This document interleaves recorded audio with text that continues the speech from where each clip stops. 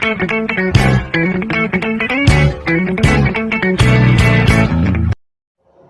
semuanya, perkenalkan nama saya Arya Hamsa dengan NIM 240701500095.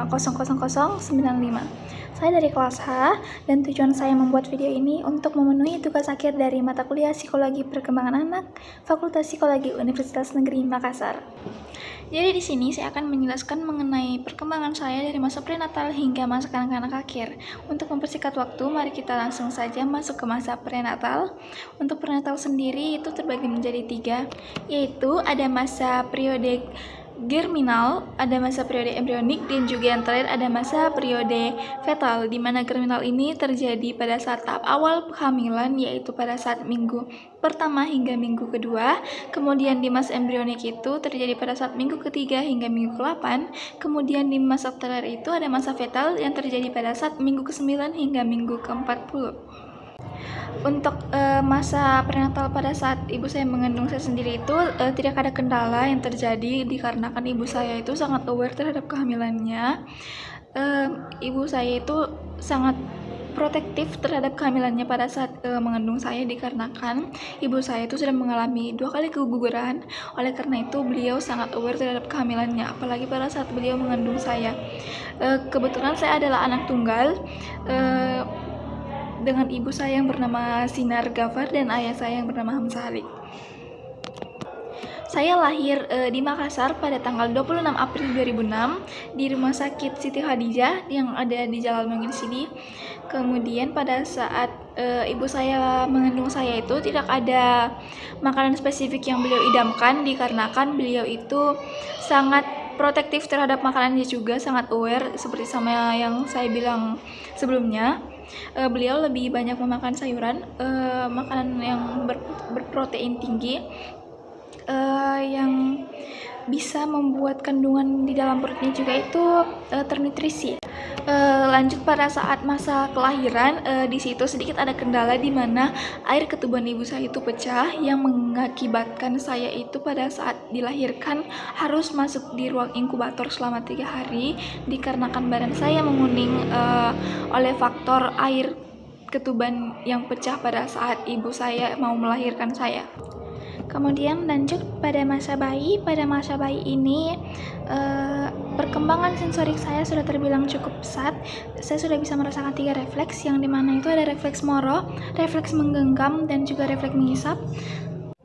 Sedangkan untuk perkembangan motorik saya sendiri itu sudah dilatih oleh ibu saya sendiri pasca saya umur 6 bulan hingga 12 bulan itu sudah dilatih menggunakan alat bantu berjalan agar bisa berjalan dengan cepat. Mungkin saya bisa perlihatkan nanti di sini. Kemudian kita masuk ke tahap kanak-kanak awal. Pada masa kanak-kanak awal ini, perkembangan bahasa saya sendiri terbilang sudah cukup pesat, dikarenakan pada saat umur 1 tahun, saya sudah bisa mengucapkan kalimat yang diucapkan oleh orang sekitar saya. Saya juga sudah bisa cepat mengenali nama-nama panggilan oleh orang sekitar saya. Kemudian untuk tahap perkembangan kognitif, menurut PSI sendiri, anak-anak pada usia ini itu berada pada tahap pra-operasional, di mana mereka mulai menggunakan simbol seperti kata atau gambar untuk mewakili objek atau peristiwa. Namun pada saat usia ini, saya sendiri itu masih belum bisa mengerti perspektif orang lain atau bisa disebut egosentrik. Kemudian masuk ke masa kanak-kanak tengah, di mana masa kanak-kanak tengah ini ibu saya pernah bilang saya sering mengalami animisme dan finalisme, di mana keadaan ini anak-anak cenderung menganggap benda di sekitar mereka itu, benda mati di sekitar mereka itu mempunyai perasaan atau kesadaran. Contoh kecilnya seperti boneka yang saya miliki pasca kecil, itu saya selalu temani bicara karena saya menganggap boneka saya itu memiliki perasaan.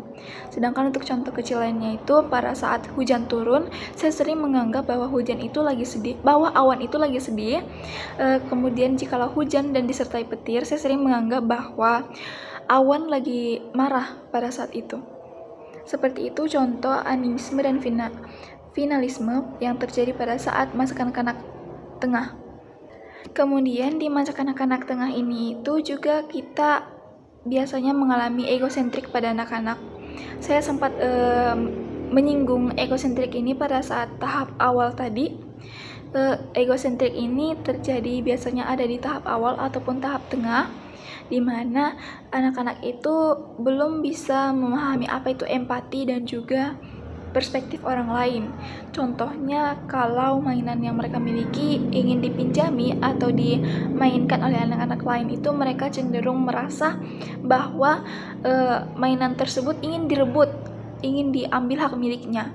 Padahal itu sebenarnya mereka hanya ingin meminjam, tetapi yang namanya egosentrik itu individu anak-anak ini belum bisa memahami perspektif atau belum mempunyai empati. Oleh karena itu mereka kadang bisa tantrum dikarenakan hal kecil seperti mainannya direbut atau mainannya tidak mau dimiliki atau dimaini oleh anak-anak lain. Untuk perkembangan bahasa saya sendiri pada tahap tengah ini sudah terbilang cukup pesat karena saya sudah bisa menggunakan bahasa dengan cara terstruktur dan sudah bisa memahami pembicaraan orang lain. Kemudian untuk perkembangan sensori dan motorik sendiri pada tahap tengah ini terbilang cukup pesat dikarenakan pada saat umur ini motorik saya sudah bisa berjalan dan berlari dengan tempo yang normal, dan untuk sensorik sendiri saya sudah bisa menggenggam alat tulis, sudah bisa menempelkan kertas dan menggunakan lem dan hal lainnya yang saya pelajari pada saat saya duduk di bangku sekolah dasar. Kemudian untuk perkembangan kognitif saya, menurut teori Piaget, anak-anak pada usia ini itu ada pada tahap operasional konkret, di mana ditandai dengan kemampuan untuk berpikir logis, di mana saya pada saat umur ini juga itu mulai bisa mengidentifikasi hubungan sebab akibat, kemudian objek konkret dan situasi nyata.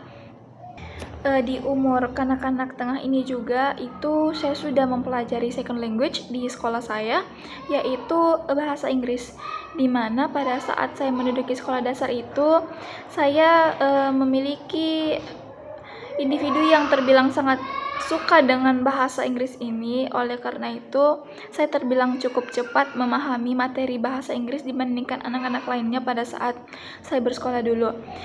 Pada saat umur ini juga itu saya sudah mulai memahami kalau saya menyukai mata pelajaran ini dan ingin mengembangkan mata pelajaran ini di kemudian hari. Dan untuk perkembangan sosial sendiri, saya terbilang cukup mempunyai banyak teman pada saat usia ini. Selain teman sekolah, saya juga mempunyai banyak teman rumah, di mana pada saat saya pulang sekolah itu, saya biasanya tidak langsung untuk beristirahat, tapi saya biasanya malah bersepeda dengan tetangga saya. Oleh karena itu, bisa disimpulkan bahwa saya anaknya suka bersosialisasi dan mempunyai banyak teman. Oleh karena itu menurut saya untuk perkembangan sosial saya sendiri sudah cukup pesat pada saat umur segini. Kemudian kita masuk ke tahap kanak-kanak akhir, di mana pada tahap ini menurut teori Jean Piaget di perkembangan kognitif itu mulai memasuki tahap operasional formal ditandai dengan kemampuan berpikir anak-anak secara abstrak dan hipotesis, di mana pada saat umur ini itu saya juga mengalami yang namanya menyusun rencana masa depan dan memecahkan masalah atau problem solving yang lebih kompleks yang melibatkan konsep-konsep abstrak. Pada saat umur segini itu contohnya biasanya ketika guru menanyakan cita-cita kita itu saya sudah bisa memikirkan masalah saya di kedepannya atau rencana saya ke depannya bagaimana. Maka dari itu pasca saya ditanya oleh guru saya di umur segini terkait dengan cita-cita saya sudah bisa menyusun rencana masa depan saya. Seperti ketika ditanya saya mau jadi apa sih pas besar nanti, saya biasanya langsung menjawab sebagai dokter. Itu contoh kecil dari tahap operasional formal di bagian perkembangan kognitif. Kemudian untuk perkembangan bahasa sendiri itu sudah cukup bulat ya teman-teman. Untuk perkembangan bahasa saya pada saat tahap akhir ini saya sudah bisa menguasai second language, saya sudah bisa memahami arti kata yang buruk dan yang benar, saya sudah bisa menguasai cara mengatakan kata-kata yang terstruktur. Untuk perkembangan moral sendiri Saya sedari kanak-kanak awal hingga kanak-kanak akhir, bahkan sampai sekarang tak pernah luput diberikan bekal moralitas oleh orang tua saya sendiri. Fun fact juga, saya dibesarkan oleh ibu tunggal, jadi saya itu dibesarkan tanpa peran ayah sedari saya lahir, dikarenakan ayah saya itu mengalami kecelakaan sebelum saya lahir. Dan saya itu meskipun saya dibesarkan oleh ibu tunggal, saya tidak pernah luput dari bekal moralitas yang sampai sekarang saya masih menjunjung tinggi bekal-bekal itu yang diberikan oleh ibu saya. Kemudian untuk perkembangan sosial sendiri pada saat umur kanak-kanak akhir ini, saya terbilang anak yang cukup mempunyai teman yang banyak. Sama seperti yang saya bilang sebelumnya, saya orangnya itu cepat berteman dengan orang baru. Saya mendapatkan banyak relasi di umur ini dikarenakan saya sempat mengikuti beberapa ekstrakurikuler di bangku sekolah dasar saya pada saat umur 9 sampai umur 12 tahun, seperti saya mengikuti taekwondo, saya juga mengikuti pramuka, di mana di dalam itu saya mendapatkan relasi baru. Jadi menurut saya untuk perkembangan sosial saya sendiri itu sudah cukup pesat di umur kanak-kanak akhir ini. Dan untuk perkembangan kognitif sendiri itu pada saat umur ini saya sangat menyukai pelajaran bahasa Inggris sama seperti sebelumnya. Ternyata di umur ini juga itu saya mendapatkan second language lagi, yaitu bahasa Mandarin. Jadi saya bukan hanya mempelajari bahasa Inggris, tapi juga saya mempelajari bahasa Mandarin, dan saya cukup menyukai mata pelajaran itu pada saat sekolah.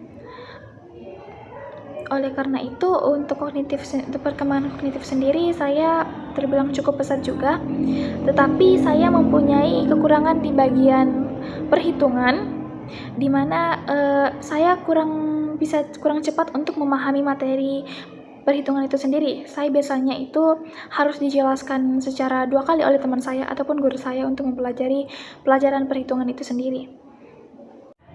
Oke teman-teman, mungkin itu saja perkembangan saya dari masa prenatal hingga masa kanak-kanak akhir. Semoga apa yang saya bagikan ke kalian ini bisa menjadi bekal ilmu untuk kedepannya dan juga untuk saya sendiri. Wabillahi taufiq wal hidayah, lebih dan kurangnya mohon dimaafkan. Wassalamualaikum warahmatullahi wabarakatuh dan terima kasih.